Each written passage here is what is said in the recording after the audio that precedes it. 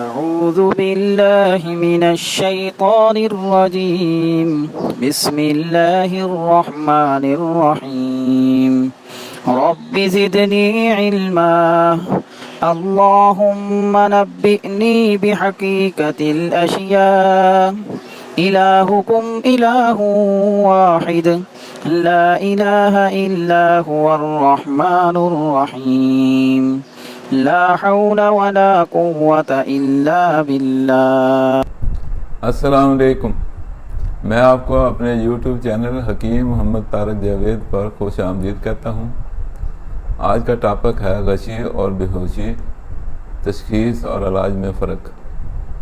غشی اور بے ہوشی دو مختلف علامات ہیں جن کی وجوہات اور اسباب بھی مختلف ہوتے ہیں، لیکن عوام تو رہے ایک طرف، معالجین بھی انہیں ایک ہی صورت کے دو نام سمجھنے کی غلطی کرتے ہیں۔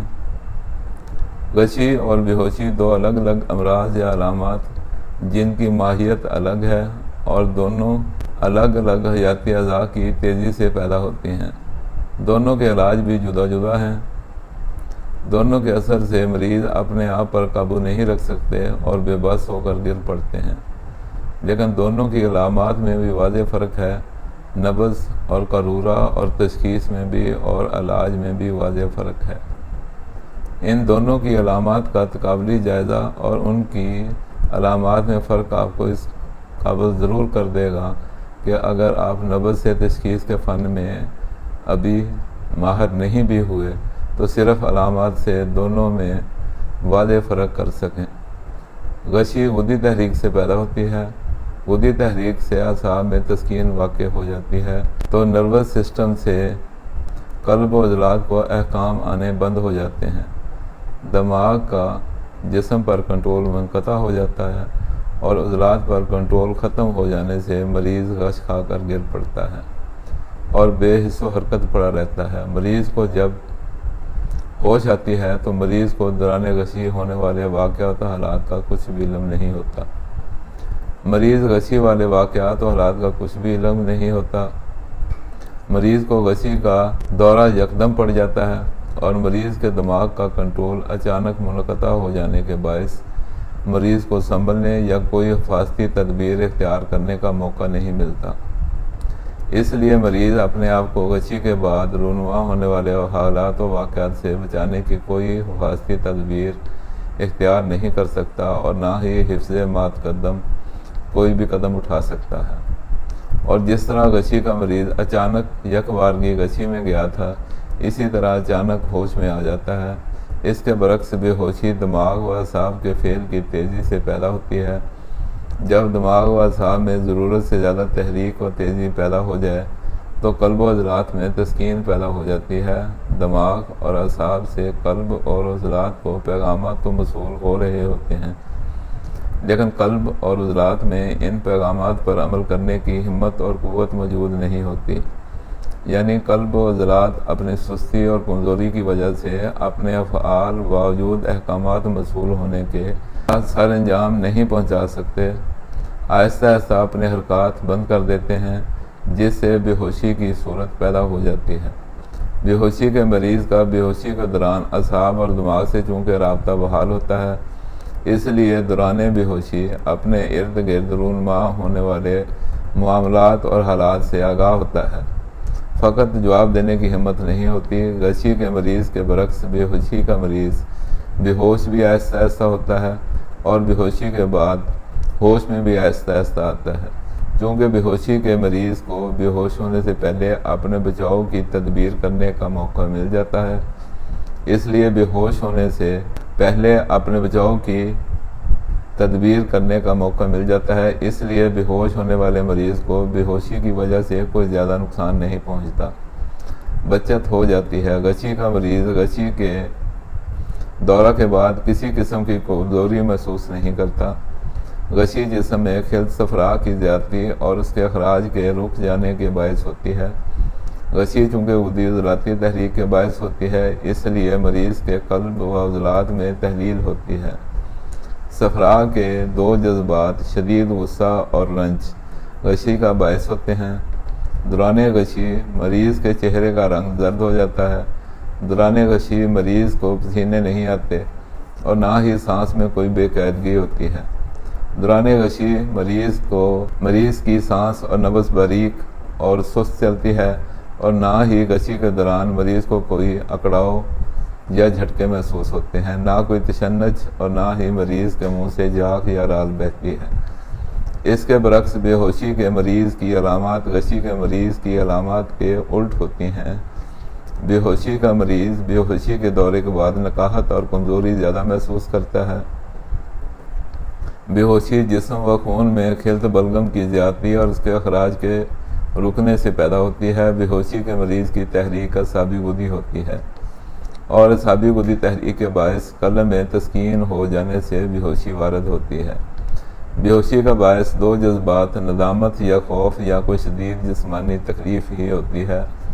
دوران بے ہوشی مریض کے چہرے کا رنگ پھیکا ہو جاتا ہے اور مریض کو سانس آہستہ آہستہ خراٹے سے آتا ہے۔ دوران بے ہوشی مریض کو سرد پسینے آتے ہیں اور مریض کی نبض ڈوبی ہوئی گہرائی میں اٹک اٹک کر اور سست روی سے ٹھہر ٹھہر کر چلتی ہے۔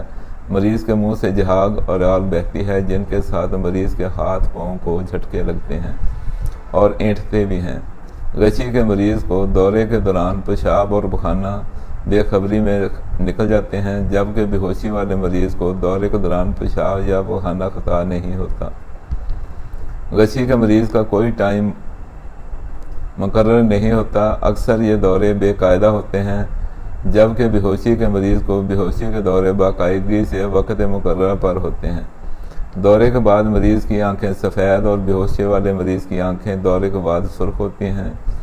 غشی کے مریض کا قارورہ غدی تحریک کے باعث شدید زرد رنگ کا اور بے ہوشی کے مریض کا قارورہ اعصابی غدی تحریک کے باعث بے رنگ پانی کے مانند ہوتا ہے۔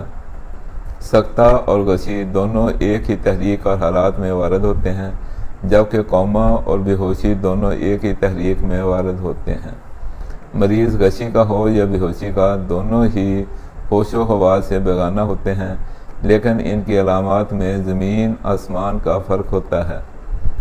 ان کی علامات ایک دوسرے کے الٹ ہوتی ہیں اور اسی طرح دونوں غشی اور بے ہوشی کا علاج بھی ایک دوسرے کے الٹ ہے۔ طب جدید کی طرح نہیں کہ ہر کسی کو امونیا کارب یا امونیا ایرومیٹک سونگھا دیا جائے اور امونیا کی تیز چبھنے والی بو اعصابی نظام پر اثر انداز ہو کر مریض کو ہوش کی طرف واپس لے آئے گی۔ اتفاقاً کسی کو غشی یا بے ہوشی ہو سکتی ہے، لیکن مسئلہ اس وقت پیدا ہوتا ہے جو کسی کو یہ دورے تواتر کے ساتھ پڑنے لگیں۔ غشی والا مریض کسی مشین کو آپریٹ نہیں کر سکتا، کسی سڑک پر نہیں نکل سکتا، حتیٰ کہ سائیکل، موٹر سائیکل یا کسی چھوٹی بڑی گاڑی کی ڈرائیونگ نہیں کر سکتا، کسی بلند مقام پر چڑھ یا مزدوری نہیں کر سکتا۔ ایسے مریض کے جگر یا دماغ پر چڑھے ہوئے غدی اور خشائی پردے پر سوزش ہوتی ہے۔ ایسے مریض کا علاج غدی اعصابی اور اعصابی عضلاتی تک ہے، یعنی خوراکی اغذیہ کی گروپ بندی کے 4 نمبر 5، 6 اور 1 کی اغذیہ اور ادویہ استعمال کروائی جائیں۔ اگر اتفاقاً کسی اجتماع یا حبس کی وجہ سے کسی کو غشی کا دورہ پڑ جائے تو ایسے مریض کو کھلی ہوادار جگہ پر رکھا جائے، چہرہ پر ٹھنڈے پانی کے چھینٹے ڈالے جائیں، مشک، کافور، ارگ گلاب یا رکیوڑا مریض کو سنگھایا جائے تو فوراً ہی مریض ہوش میں آ جاتا ہے۔ مربع گاجر، مربع سیب اور خربوزے، امرود، کیلا وغیرہ کھلا کر مریض کو شربت بزوری یا کیلا کا ملک شیک پلائیں تو اتفاقیہ غشی والے مریض کو کافی ہے، لیکن اکثر غشی والے مریض کو باقاعدہ پرہیز اور علاج کی ضرورت ہوتی ہے۔ سندل سفید، دھنیا خشک اور گل سرخ ایرانی، کوزہ مصری سب اشیاء برابر وزن پیس کر آدھی آدھی چمچ صبح دوپہر شام کافی رہتی ہے۔ جبکہ بے ہوشی والے مریض کے دماغ اور اعصاب پر بذات خود تحریک یا سوزش کی وجہ سے بے ہوشی کے دورے پڑ رہے ہوتے ہیں، ایسے مریضوں کی تحریک اعصابی گودی سے اعصابی عضلاتی تک ہوتی ہے۔ ایسے مریضوں کو اغذیہ کی گروپ بندی کے چارٹ نمبر 2 اور 4 کی اغذیہ اور ادویہ فائدہ دیتی ہیں۔ ایسے مریضوں کو بھی دورے کے وقت کھلی ہوا کی ضرورت ہوتی ہے۔ بے ہوشی کے مریضوں کو درست تشخیص کے بعد لیموں اور ہینگ کا استعمال بہت فائدہ دیتا ہے۔ بے ہوشی کے مریض کے سر اور تلووں پر سرسوں کے تیل کی مالش کی جائے اور گرم گرم پکوڑوں کی خوشبو ایسے مریض کو سنگھائی جائے تو بے ہوش مریض فوراً ہوش میں آ جاتا ہے۔ ایسی چیزوں کی مقدار خوراک قرابتین یا مفردات میں وضاحت سے درج ہوتی ہیں، لیکن کاہلی کی انتہا ہے، کہیں سے کسی سے اتنا بھی نہیں ہوتا۔ تشخیص بے خطا ہو اور ترازو پر تولی ہوئی۔